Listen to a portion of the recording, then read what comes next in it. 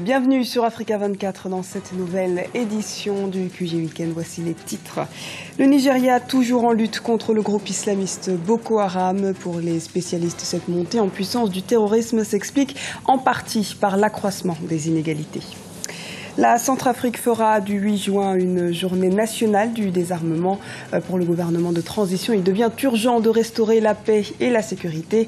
Il a d'ailleurs invité l'ensemble de la population à la reprise des activités. Et enfin, la Banque africaine de développement contribuera à la réhabilitation d'une route dans le bassin de Kaolack au Sénégal. Un tronçon qui permettra à ce bassin arachidier d'être relié plus directement aux autres régions sénégalaises. Mais d'abord, la mobilisation internationale pour les jeunes filles enlevées se poursuit. 2 mois après leur enlèvement par Boko Haram au Nigeria, le sort des 200 lycéennes préoccupe toujours la communauté internationale. À l'instar de l'Union africaine qui a déployé d'intenses efforts pour les retrouver, cette aide se traduirait par une diplomatie discrète, mais aussi par un renforcement de ces unités de renseignement dédiées au terrorisme.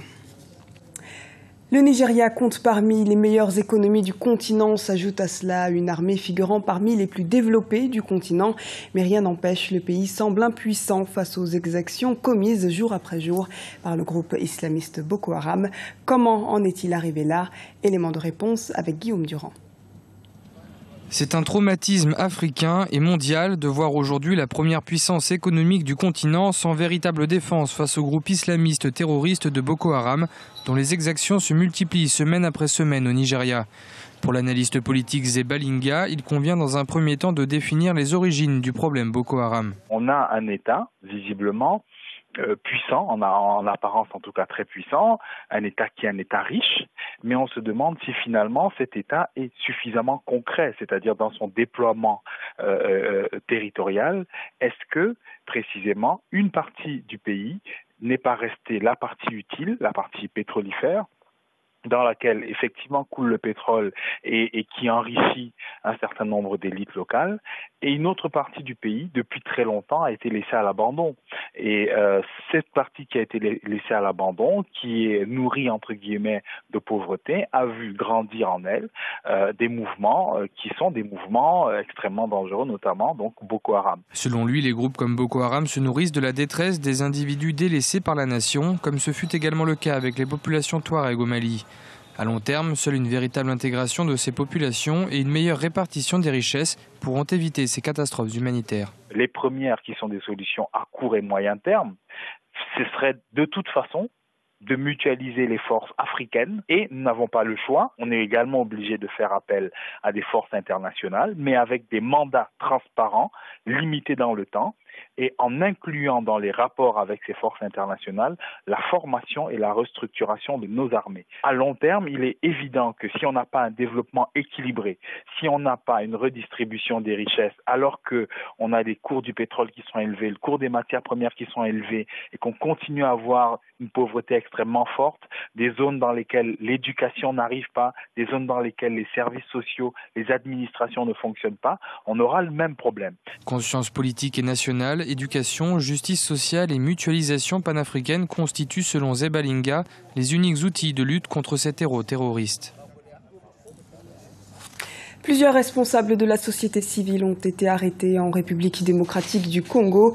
Ils ont été arrêtés à Goma et mis en détention pendant quelques heures avant d'être libérés. Ces représentants associatifs s'apprêtaient à faire une annonce officielle devant la presse afin d'y annoncer qu'ils s'opposaient à ce que des rebelles hutus rwandais accusés de génocide soient cantonnés dans leur région. La Centrafrique est en proie à un conflit intercommunautaire opposant milices chrétiennes et musulmanes depuis mars 2013. Les autorités de transition mettent aujourd'hui l'accent sur la pacification du territoire. Une campagne de désarmement volontaire est d'ailleurs censée démarrer le 8 juin. Les précisions de Karine Lomanzadio. Dans les rues de Bangui, la capitale centrafricaine, la vie reprend progressivement son cours normal. Un processus de normalisation plus d'1 an après la prise de pouvoir des ex-rebelles de la Séléka et l'arrivée de Michel Djotodia, chef de la coalition rebelle, à la tête de l'État. Depuis l'arrivée de Catherine Samba-Panza en janvier dernier, l'enjeu principal reste la pacification du pays. Et dans cette optique, le gouvernement vient d'initier une campagne de désarmement volontaire. Nos enfants doivent retrouver le chemin de l'école. Nos étudiants doivent retrouver le chemin de l'université. Nos travailleurs doivent retrouver le chemin de leur travail. Cette campagne est censée démarrer le 8 juin prochain. Pour de nombreux Centrafricains, cette phase est nécessaire au processus et l'appel du gouvernement commence déjà à faire son effet. L'appel a eu son impact. S'il faut voir le mouvement d'hier et le mouvement d'aujourd'hui, vous êtes d'accord avec moi, vous voyez, il y a la circulation, les gens ont repris les activités. Donc cet appel a eu son impact. Toutefois, ce retour à la normalité reste fragile pour certains habitants de la capitale qui restent sceptiques. Désarmement pour que les Séléka se désarment. Moi, je sais que parmi les Séléka, la plupart, c'est des bandits. C'est des gens qui sont habitués avec les armes. Ils ne peuvent pas accepter d'être désarmés, ils ne peuvent pas remettre les armes comme ça volontairement. Il faut appliquer seulement cette résolution. La présidente Catherine Samba-Panza a affirmé par ailleurs que le désarmement se ferait de façon disciplinée, en collaboration avec l'ensemble de la population, des forces de l'Union africaine et des 2000 soldats français de la mission de maintien de la paix. Au Niger, la ville de Niamey accueille la réunion ministérielle du G5, du Sahel et des bailleurs de fonds. Il s'agit ici de développer des initiatives et stratégies répondant aux nombreux défis du Sahel. À l'ouverture des travaux ce vendredi, un programme d'investissement prioritaire aux partenaires au développement a d'ailleurs été présenté.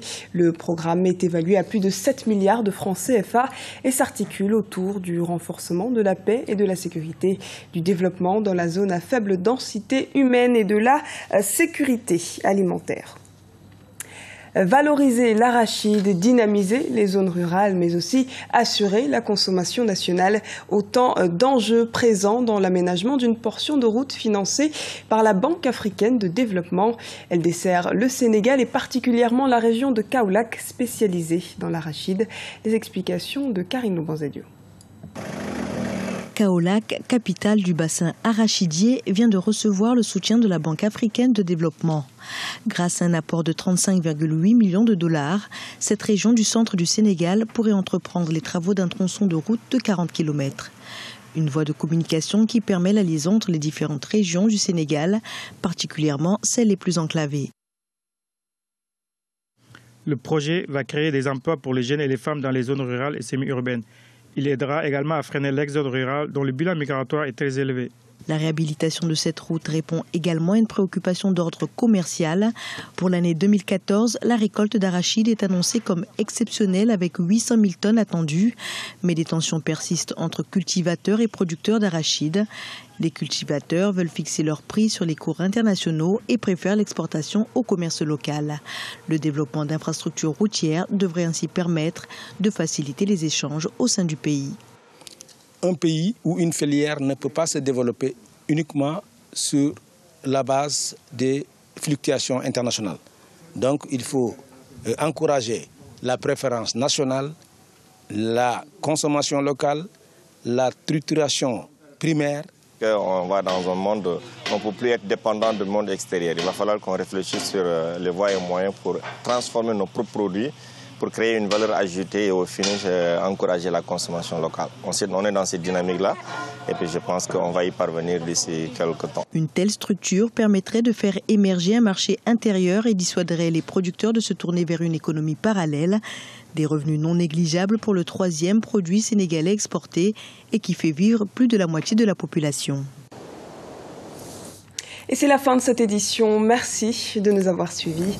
Retrouvez dans un instant une nouvelle édition du QG Weekend sur Africa 24.